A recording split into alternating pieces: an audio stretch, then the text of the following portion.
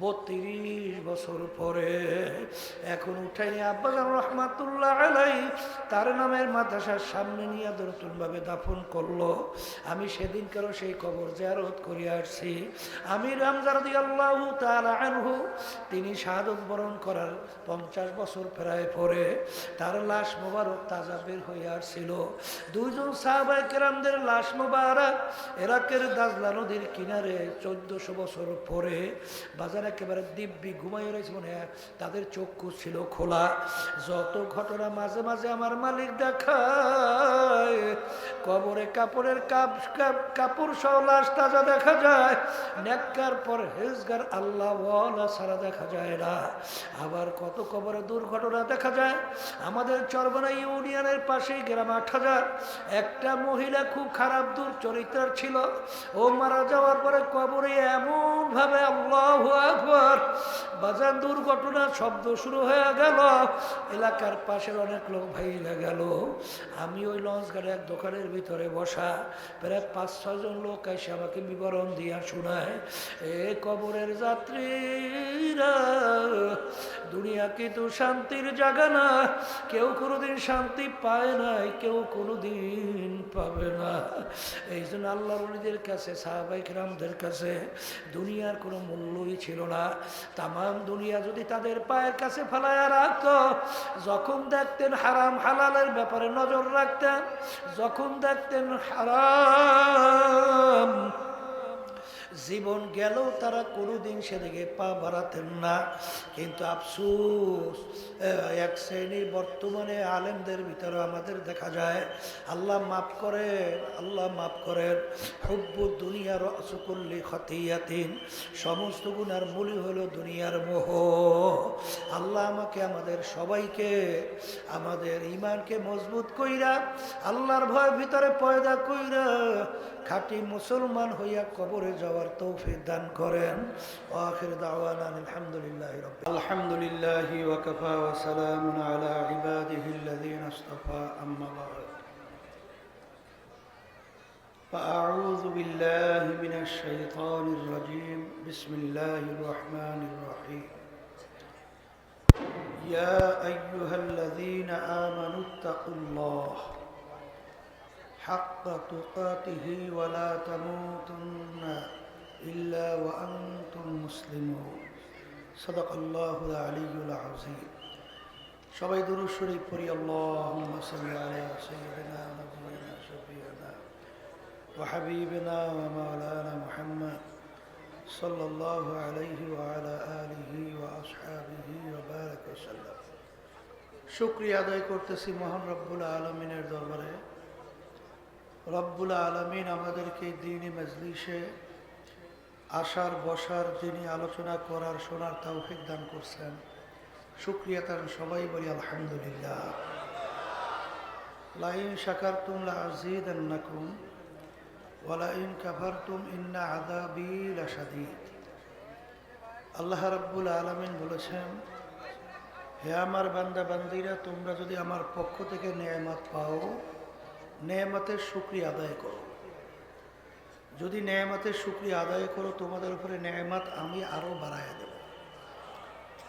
আর নেয়ামতের শুকরিয়া আদায় না করলে নেয়ামত তো বাড়ানো হবেই না, বরঞ্চ শক্ত আযাব তোমাদের উপরে চাপাই দেওয়া হবে।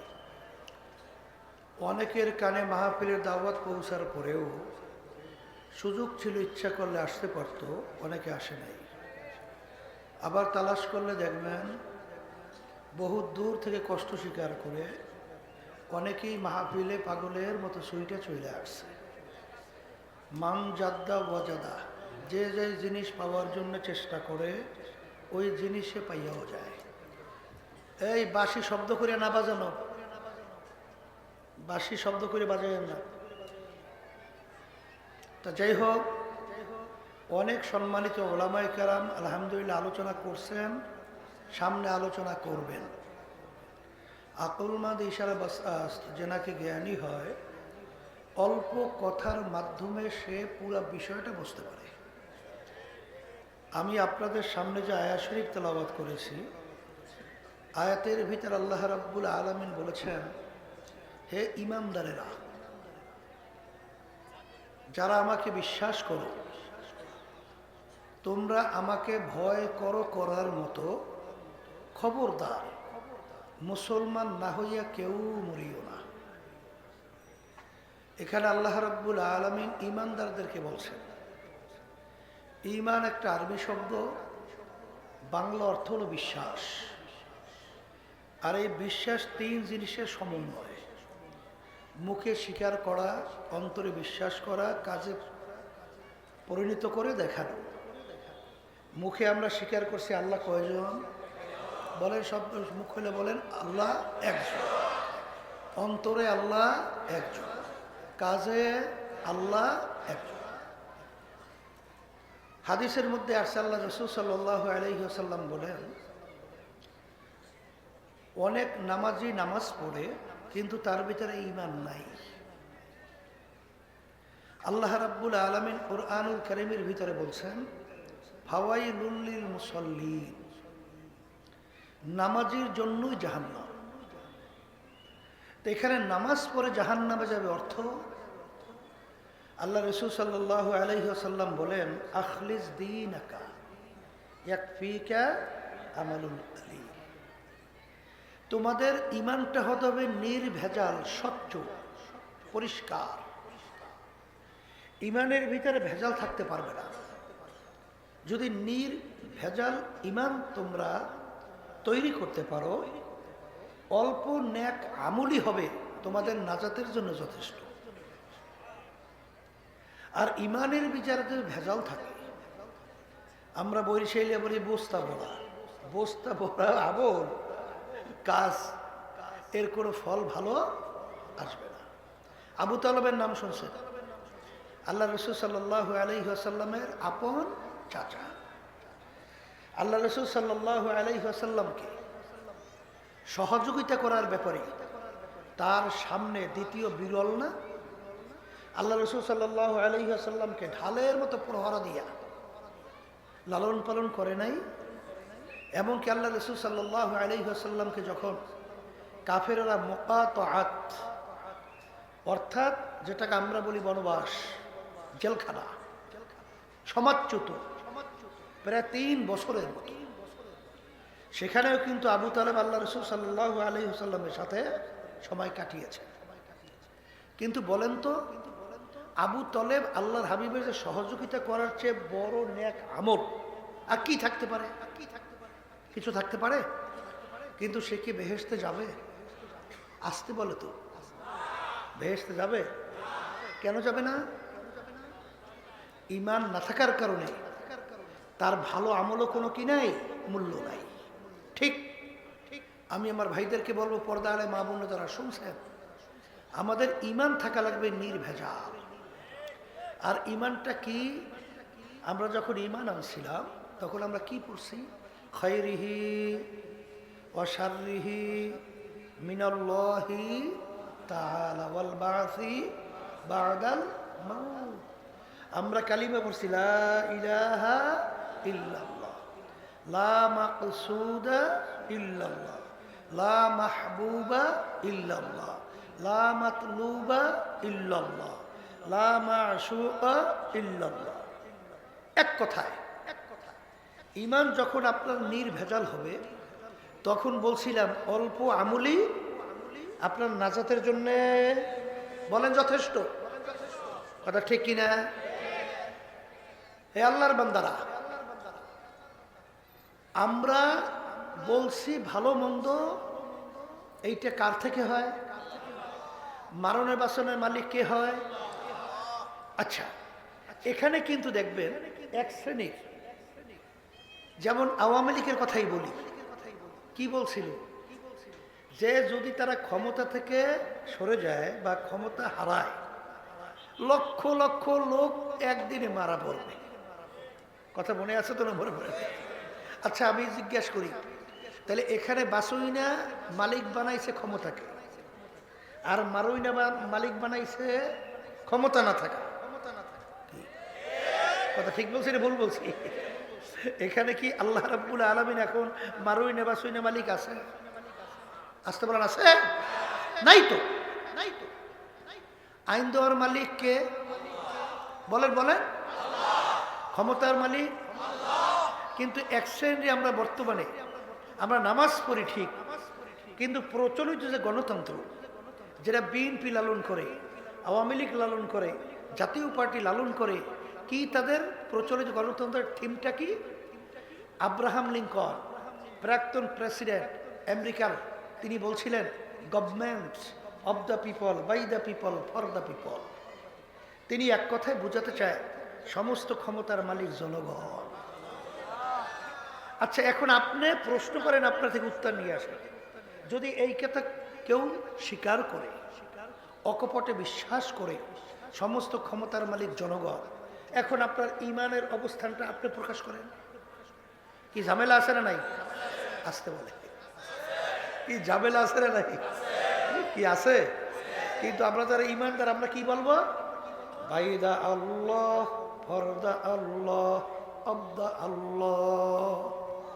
সমস্ত ক্ষমতার মালিক কে? হ্যাঁ, মুখে বলছেন আল্লাহ, অন্তরে বলেন না আল্লাহ, কাজে। কিন্তু অনেকের কিন্তু মুখে বলে ঠিক, কিন্তু অন্যতে অন্য, মনের ভিতরে অন্যতা, এবং বাস্তবে আরেকটা, যেটাকে বলা হয় চরিত্র মুনাফিক। কি চরিত্র? হ্যাঁ, মুনাফিক। এই জন্য আমি আমার ভাইদেরকে বলবো, পর্দা আলে মা বোনদেরকে বলবো, ইমানকে নির্ভেজাল করতে হবে। বলে ইমানকে কি করতে হবে? নির্ভেজাল, স্বচ্ছ। দ্বিতীয় বলছিলাম, আল্লাহ রাব্বুল আলামিন, হে ইমানদাররা, এখন আমাকে তোমরা ভয় করো করার মতো। এই আয়াত নাজিল হওয়ার পরে সাহাবায়ে কেরাম পরেশান হয়ে গেল যে আল্লাহকে ভয় করো করার মতো, এইটা তো আমাদের শক্তির বাহিরে অনেকটা। কথা ঠিক কিনা? তাকে যেভাবে ভয় করা দরকার, এটা কি আমরা সেভাবে করতে পারি? এরপরে আয়াত নাজিল হলো, তোমাদের সাধ্য অনুযায়ী আমাকে ভয় করো। কথা ঠিক? আত্তাকওয়া মেলাকুল হাসানা, সমস্ত নেকির মূলই হলো আল্লাহর ভয় ভিতরে পয়দা হওয়া। আচ্ছা বলেন তো, আল্লাহর ভয় যদি আপনার ভিতরে পয়দা না হয়, আপনি ঘুষ থেকে ফেরবেন কিভাবে? বলেন বলেন বলেন। আপনি সুদ থেকে বাঁচবেন কিভাবে? আপনি বিভিন্ন আল্লাহর নিষিদ্ধ কাজ থেকে কিভাবে বাঁচবেন? পারবেন? পারবেন? তাহলে আল্লাহর ভয় ভিতরে থাকলে, হাদিসের মধ্যে আসছে, আল্লাহ রাসূল সাল্লাল্লাহু আলাইহি ওয়াসাল্লাম বলেন, যার ভিতরে আল্লাহর ভয় পয়দা হবে, তার আমল নামা থেকে গুনাহগুলো এইভাবে ঝরে পড়বে, যেরকম একটা গাছ যদি পাতা শুকিয়ে যায়, যখন গাছ ধরে কেউ ঝাঁকা দেয়, এই পাতাগুলো কিভাবে পড়ে? ঝরঝর করে পড়ে যায়। যার ভিতরে আল্লাহর ভয় পয়দা হবে, তার আমল নামা থেকে এইভাবে গুনাহগুলো ঝরে পড়ে যায়। আর যার ভিতরে আল্লাহর ভয় পয়দা হবে, সে কখনোই জাহান্নামে প্রবেশ করবে না। কথা ঠিক কিনা?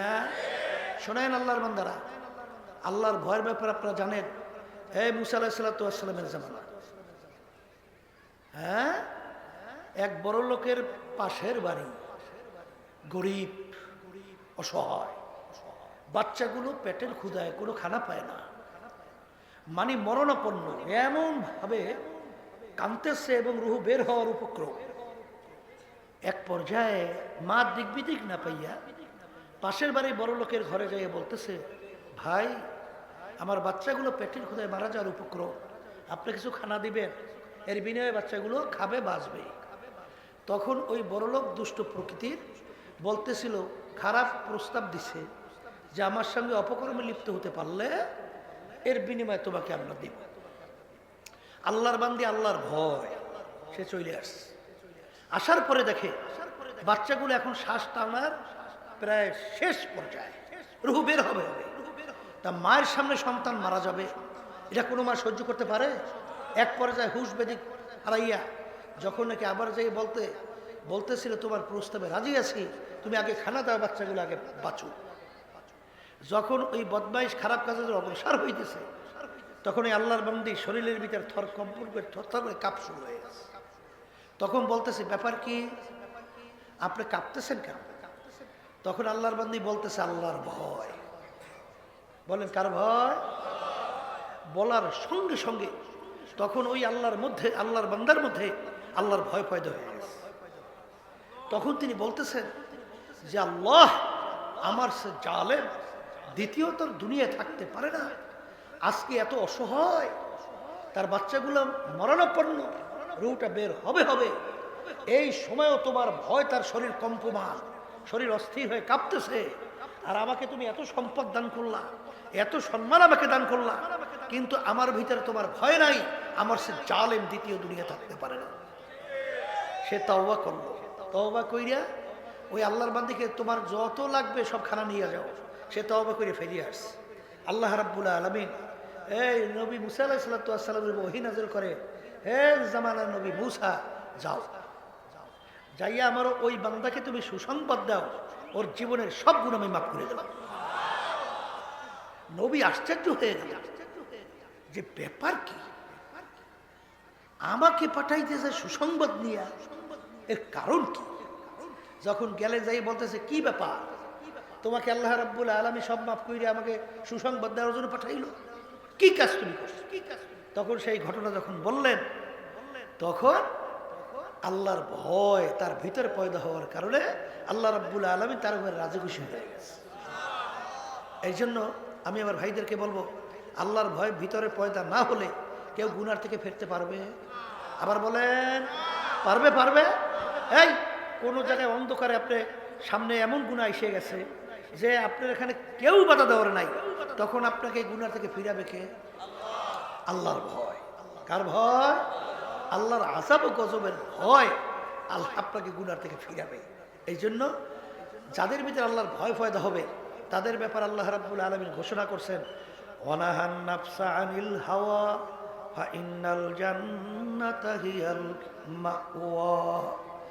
যেই আমার বান্দা বান্দি আমার ভয় নিজেকে গুনার থেকে ফিরায় রাখতে পারবে, তার জন্য আমি ঘোষণা দিয়া দিলাম বেহেশত। তাহলে বুঝা গেল যে আল্লাহর ভয় ভিতরে পয়দা করার জন্য, শোনেন, এখানে কিন্তু মৌতের মোরাকাবা বেশি করা লাগবে, এই সাদিকিন বান্দাদের সংস্পর্শে থাকা লাগবে, কথা ঠিক? এরপরে আল্লাহর জিকির বেশি বেশি করা লাগবে। আল্লাহর জিকির বেশি বেশি করার মাধ্যমে আল্লাহর ভয় ভিতরে পয়দা হয়। মৌতের মোরাকাবা বেশি করার মাধ্যমে আল্লাহর ভয় ভিতরে পয়দা হয়। কোরআনুল কারীম তেলাওয়াত করার মাধ্যমে আল্লাহর ভয় ভিতরে পয়দা হয়। এরপর সাদিকিন বান্দাদের সংস্পর্শে যাওয়ার কারণে আল্লাহর ভয় ভিতরে পয়দা হয়, কথা ঠিক কিনা? এই জন্য আমার ভাইদেরকে বলবো, আল্লাহর ভয় ভিতরে পয়দা করা লাগবে না? লাগবে না? তাহলে লাগতে হলে এই কাজও তো করা লাগবে, কি কথা ঠিক কিনা? 3 নম্বরে বলছি, আল্লাহ রাব্বুল আলামিন বলছেন, ওয়ালা তামুতুন্না ইল্লা ওয়া আনতুম মুসলিমুন। খবরদার, সতর্কবাণী, তোমরা মুসলমান না হইয়া কেউ মরিও না। কে বলছেন? কে বলছেন?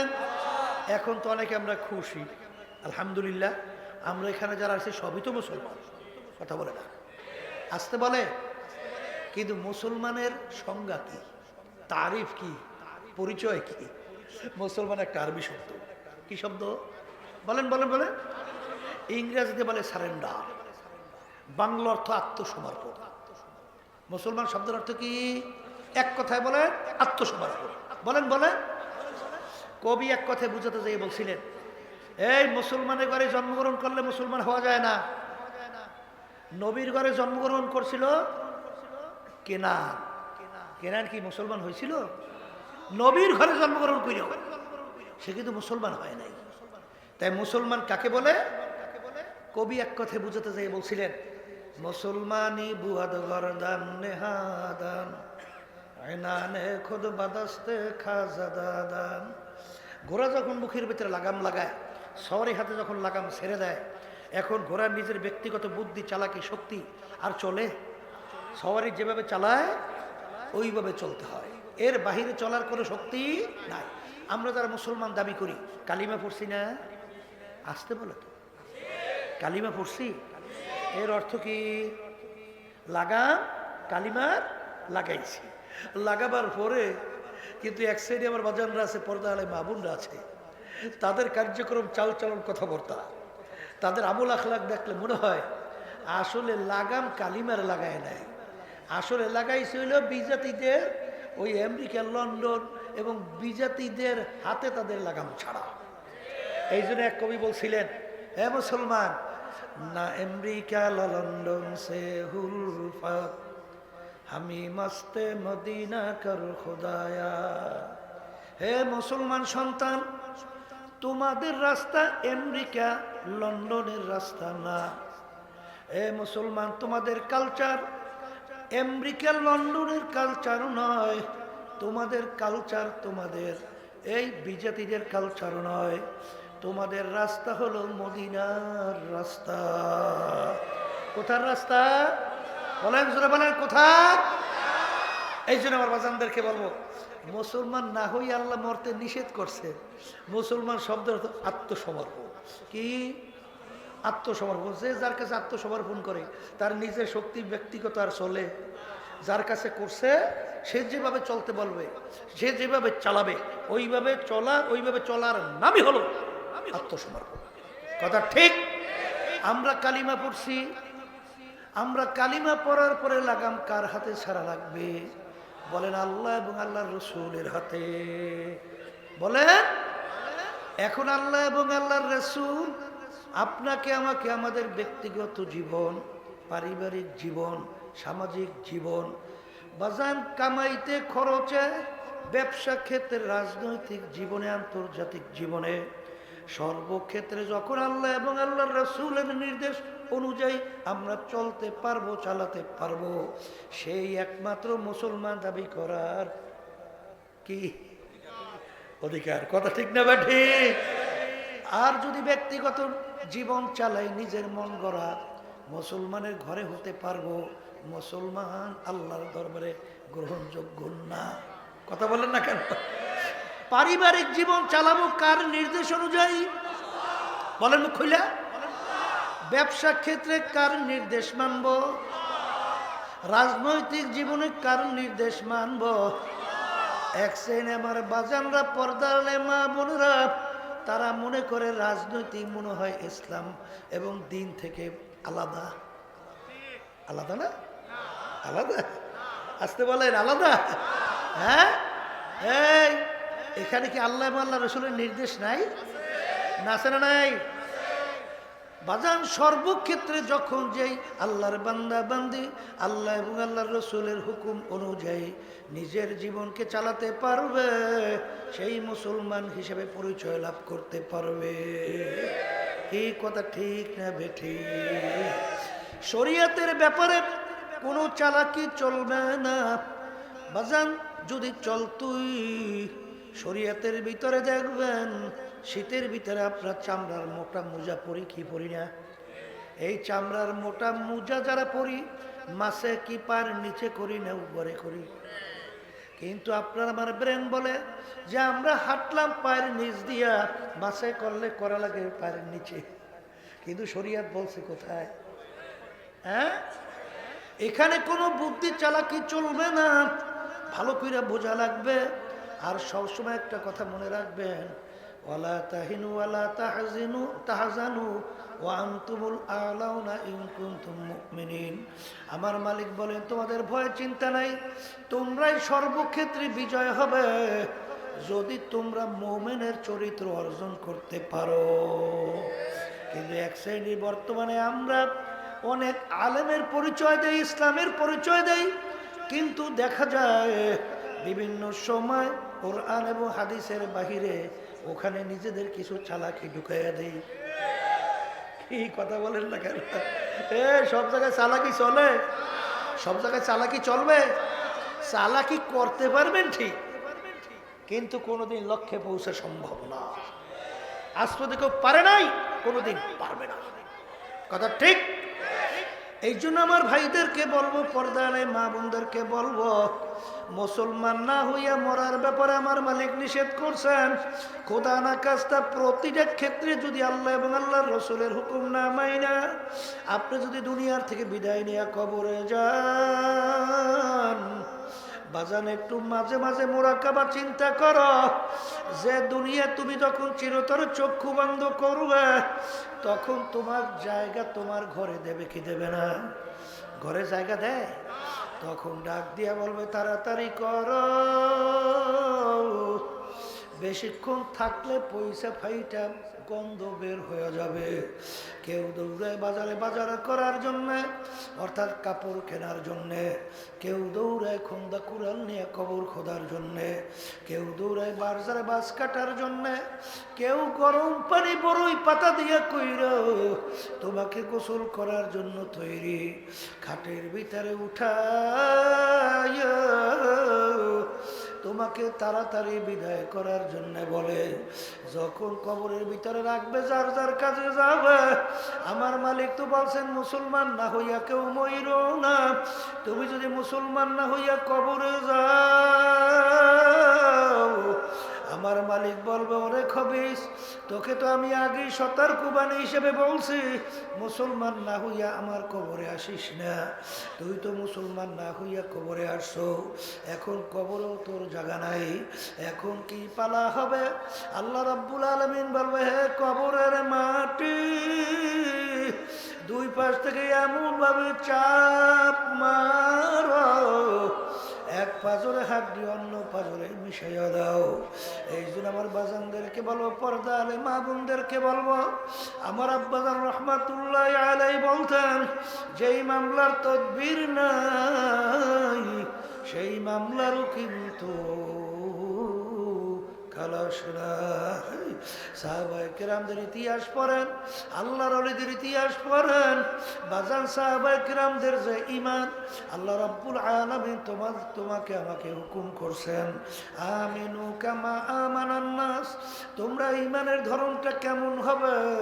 সাহাবায়ে কেরামরা যেভাবে ঈমান আনছিল, হে দুনিয়াদার পাগল আমার বাবারা, হে বড় লোক আমার বাবারা, হে ক্ষমতা সম্পূর্ণ আমার বাবারা, হে ধনী আমার বাবারা, হে বংশ বড় আমার বাবারা,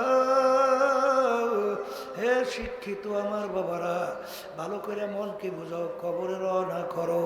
বাজান দুনিয়া নিয়ে একটু চিন্তা করো, মুরাকাবা করো। এই দুনিয়া সম্পর্কে আল্লাহ রাসূল সাল্লাল্লাহু আলাইহি ওয়াসাল্লাম বলেন, আদ-দুনিয়া জিফাতু ওয়া তালিবুহা কিলাব, দুনিয়া টলে একটা মরগের মতো, একটা মুর্দার মতো। এই মরগ মুর্দার যেরকম কোনো দাম নাই, এরকম দুনিয়া এবং দুনিয়ার ক্ষমতার সম্মান অর্থ আল্লাহ এবং আল্লাহ রাসূলের কাছে কোনো মূল্য নাই। এক হাদিসের ভিতরে আসছে, দুনিয়া এবং দুনিয়ার ভিতরে যত সম্পদ, কাবাউদাতেন, আমার মালিকের দরবারে একটা মাছি মশার পাখনা পরিমাণ। বাজার একটা মাছি মশার পাখনার কি মূল্য আছে?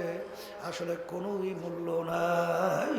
এই জন্য আমার ভাইদেরকে বলবো, পর্দা আলে মা বোনদেরকে বলবো, বাজার ঈমানকে মজবুত করো, নির্ভেজাল করো, আল্লাহু আকবার, আল্লাহু আকবার, আল্লাহর ভয় ভিতরে পয়দা করো, খাঁটি মুসলমান হইয়া কবরে যাওয়ার জন্য প্রস্তুতি গ্রহণ করো। কারণ দুনিয়ার জিন্দেগি কিন্তু একটাই, বাজান দেখতে না দেখতে শেষ হয়ে যায়। কালকে মাহফিল করলাম মুন্সিগঞ্জ, সেখানে রাস্তার ভিতরে হঠাৎ একটা বাস কতগুলো গাড়ির ভিতরে এমন ভাবে আল্লাহু আকবার আঘাত হানলো, প্রায় 6 জনের মতো মানুষ ওখানে ডেট হয়ে গেল। এ কবরের যাত্রীরা, বড় লোক আমার বাবারা, মন কি বুঝাও, কবরে রওনা করো। যমুনা গ্রুপের মানে বাংলাদেশের ভিতরে ধনির ভিতরে একজন উল্লেখযোগ্য, করোনা ভাইরাস যখন শ্বাস টানতে ছাড়তে পারে না, ডাক্তারকে ডাক দিয়ে বলে, ডাক্তার তুমি যদি আমার শ্বাস টানা ছাড়ার ব্যবস্থা করতে পারো, কাগজ কলম নিয়ে আসো, সমস্ত সম্পদ তোমাকে লেখা দেব। কই শ্বাস টানা ছাড়ার ব্যবস্থা করতে পারে নাই। ফরিদপুর গেছিলাম, একজনে বলে হুজুর এলাকার ভিতরে বড় ধনী মারা যাওয়ার পরে বাজার যত অন্ধকার হয়ে আসতেছে, ঘরের ভিতর থেকে ডাক দিয়া বলে তাকে রাত্রে ঘরে রাখা যাবে না, কারণ ছোট ছোট বাচ্চারা মরা লাশ দেখলে ভয় পাইবে। বাজার মসজিদের ভিতর থেকে খাট বের কইরা খাটের ভিতরে উঠাইয়া সারা রাত্র মসজিদের বারান্দায় নিয়ে ফালাইয়া রাখলো। তার কষ্টের কামাই করা টাকার বাড়ি তাই তাকে জায়গা দেয় না। এই জন্য আমার ভাইদেরকে বলবো, পর্দা আলে মা বোনদেরকে বলবো, মাঝে মাঝে একটু নিরিবিলি একটু চিন্তা মোরাকাবা করো, দুনিয়া সম্পর্কে চিন্তা করো।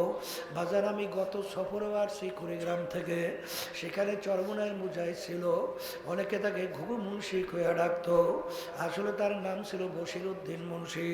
বাজান দুনিয়ার থেকে বিদায় নিয়ে কবরে যাওয়ার পরে 32 বছর পরে নদীর ভাঙ্গলে যখন তার কবর ভেঙে গেল, বাজান 32 বছর পরে কাপড়ের কাপড় সহ লাশ তাজা বের হইয়া আসলো। অনেক জাতীয় পত্রিকায় ছবি সহ দিয়া দিছিল, অনেকেই দেখছেন। কারা কারা দেখছেন হাতু জানতো? 32 বছর পরে এখন উঠাইনি আব্বাজান রহমাতুল্লাহ আলাই তার নামের মাদ্রাসার সামনে নিয়ে নতুন ভাবে দাফন করলো। আমি সেদিনকারও সেই কবর জিয়ারত করে আসছি। আমি রামজা রাদিয়াল্লাহু তাআলা আনহু তিনি শাহাদত বরণ করার 50 বছর প্রায় পরে তার লাশ মোবারক তাজা বের হয়ে আসছিল।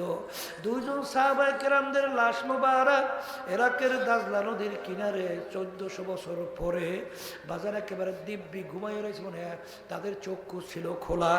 যত ঘটনা মাঝে মাঝে আমার মালিক দেখায়, কবরে কাপড়ের কাপড় সহ লাশ তাজা দেখা যায়, নেককার পরহেজগার আল্লাহ ওয়ালা ছাড়া দেখা যায় না। আবার কত কবরে দুর্ঘটনা দেখা যায়। আমাদের চরবনা ইউনিয়নের পাশেই গ্রাম 8000 একটা মহিলা খুব খারাপ দুর্চরিত্রার ছিল, ও মারা যাওয়ার পরে কবরে এমন ভাবে আল্লাহু আকবার বাজার দুর্ঘটনা শব্দ শুরু হয়ে গেল, এলাকার পাশের অনেক লোক ভাইলা গেল। আমি ওই লঞ্চ গাড়ি এক দোকানের ভিতরে বসা, প্রায় 5-6 জন লোক এসে আমাকে বিবরণ দিয়া শোনায়, এ কবরের যাত্রীরা, দুনিয়া কিন্তু শান্তির জায়গা না, কেউ কোনোদিন শান্তি পায় নাই, কেউ কোনোদিন পাবে না। এই জন্য আল্লাহর ওলিদের কাছে, সাহাবায়ে কেরামদের কাছে দুনিয়ার কোনো মূল্যই ছিল না। তামাম দুনিয়া যদি তাদের পায়ের কাছে ফেলায়া রাখত, যখন দেখতেন হারাম হালালের ব্যাপারে নজর রাখতেন, যখন দেখতেন হারাম জীবন গেলেও তারা কোনোদিন সেদিকে পা বাড়াতেন না। কিন্তু আফসোস, এক শ্রেণীর বর্তমানে আলেমদের ভিতরে আমাদের দেখা যায়, আল্লাহ মাফ করে, আল্লাহ মাফ করেন, হুব্বু দুনিয়ার রসুকুল্লি খতিয়াতিন, সমস্ত গুনার মূলই হলো দুনিয়ার মোহ। আল্লাহ আমাকে আমাদের সবাইকে আমাদের ইমানকে মজবুত কইরা আল্লাহর ভয় ভিতরে পয়দা কইরা খাঁটি মুসলমান হইয়া কবরে যাওয়ার তৌফিক দান করেন।